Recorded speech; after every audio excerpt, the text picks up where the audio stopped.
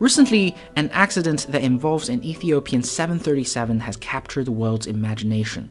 On 10th March 2019, Ethiopian airline Flight 302, an aircraft that's merely 4-month-old, crashed near Bishavtu 6 minutes after takeoff, killing all 157 passengers and crew on board.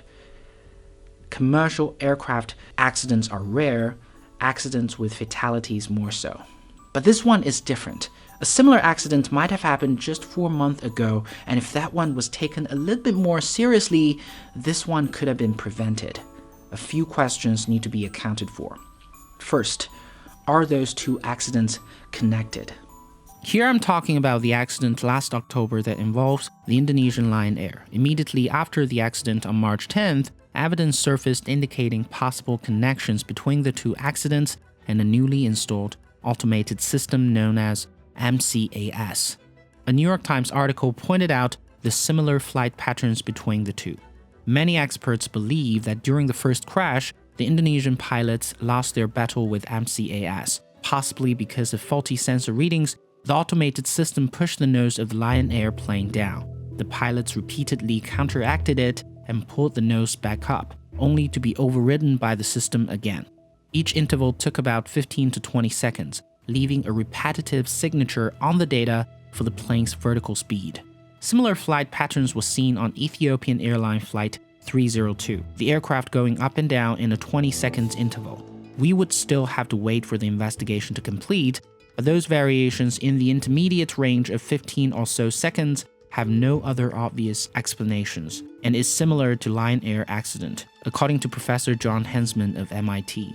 These possible connections is central to regulators around the world. Otherwise, Boeing 737 MAX would not have been grounded. Therefore, as far as we know, the two accidents seem to be connected and the government confirmed it. So why not fix it? This is a more complicated question to answer because many non-technical factors are involved. Competition is central to any decisions made at Boeing. Firstly, this new 737 MAX is the money-making machine for Boeing in the decades to come. It makes around half of its commercial jet revenue.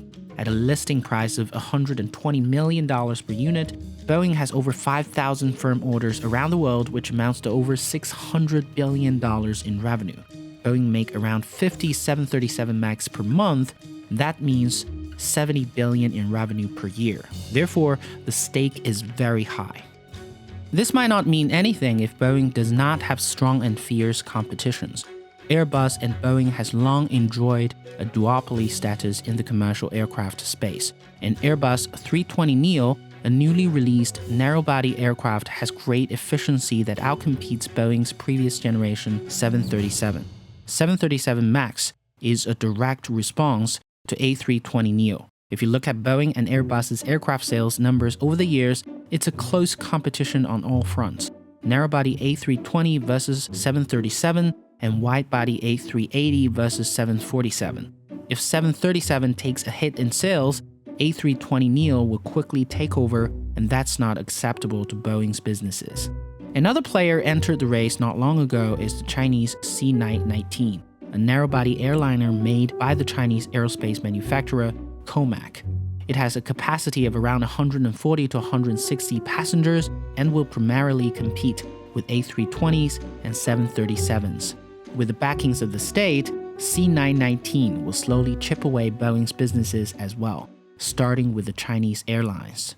Facing these fierce competitions, Seattle Times reported last year that Boeing is ramping up 737 production at Renton from 49 units to 52 units per month.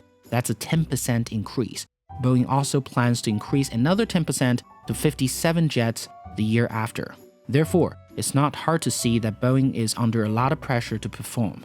All of these pressure played a big role in the tragedy today. One question that constantly gets asked under the accident is why don't Boeing provide trainings for this new automated systems? The reason is possibly, again, competition. Providing trainings of a new system would mean many hours of pilot training time. Support crew and operations team also need to be trained, get used to the system under various situations. This would put Boeing at a disadvantage because airliners are not willing to shoulder the cost of training, might go for Airbus instead.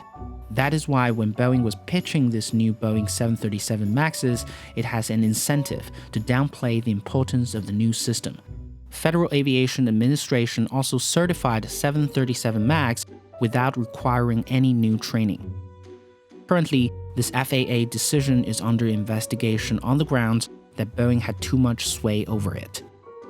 To Boeing's surprise, the safety problem behind these systems is much more critical than they think. We do not have the accident report yet, but these are the preliminary analysis with the things we know. Therefore, the biggest crisis for Boeing right now is trust. Trust from the regulators and the businesses around the world, and trust from customers around the world. I'm traveling recently, and if I know that I'm on one of those new Boeing 737 MAXes, I will think twice about my trip. It is the regulator's job to conduct a thorough investigation and right the wrongs. Alright, thanks for watching. I'll see you next time.